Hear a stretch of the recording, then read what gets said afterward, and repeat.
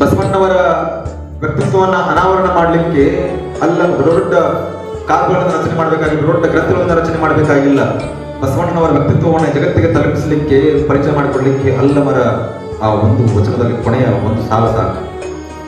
ಯಾರು ಅಲ್ಲಮ ಅಂದ್ರೆ ಮಾಯೆ ಹರಿಯನ್ನೇ ನುಂಗುವಾಗ, ಮಾಯೆ ಅಜನನ್ನೇ ನುಂಗುವಾಗ, ಮಾಯೆ ಇಂದ್ರನನ್ನೇ ನುಂಗುವಾಗ, ಮಾಯೆ ಚಂದ್ರನನ್ನೇ ನುಂಗುವಾಗ, ಮಾಯೆ ಬಲ್ಲೆನೆಂಬುವರ ಬಲಗೈ ನುಂಗುವಾಗ, ಮಾಯೆ ಹಿರೇಳು ಭವನಗಳ ನುಂಗುವಾಗ, ಮಾಯೆ ದೇವದಾನವರನ್ನೇ ತತ್ತಳ ತುಳಿಯುವಾಗ, ಕಾಲಲ್ಲಿ ಕಟ್ಟಿ ಕೊಲ್ಲುವಾಗ, ಮಾಯೆ ಅಗಿದಗಿದು ಬಗೆಯುವಾಗ, ಅಗಿದಗಿದು ತಿನ್ನುವಾಗ, ನಾನು ಮಾಯೆಯಿಂದ ಮೀರಿದ ಮಾಯಾಕುಲಾಹಲ ಗಣೇಶ್ವರನಾಗಿದ್ದೆ, ಮಾಯಾಕುಲಾಹನೆಂಬ ಗಣೇಶ್ವರನಾಗಿದ್ದೆ ಅಂತ ಹೇಳಿ ಅಲ್ಲಮರು ಅನ್ಕೊಂಡ್ರು.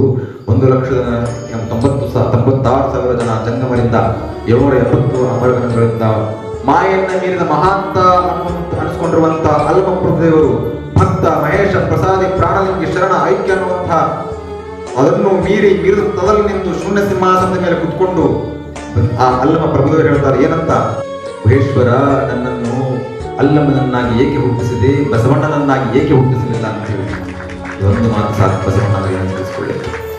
ಬಸವಣ್ಣನ ವ್ಯಕ್ತಿತ್ವದ ಅನಾವರಣ ಮಾಡಲಿಕ್ಕೆ ಒಂದು ಮಾತು ಸಾಕು.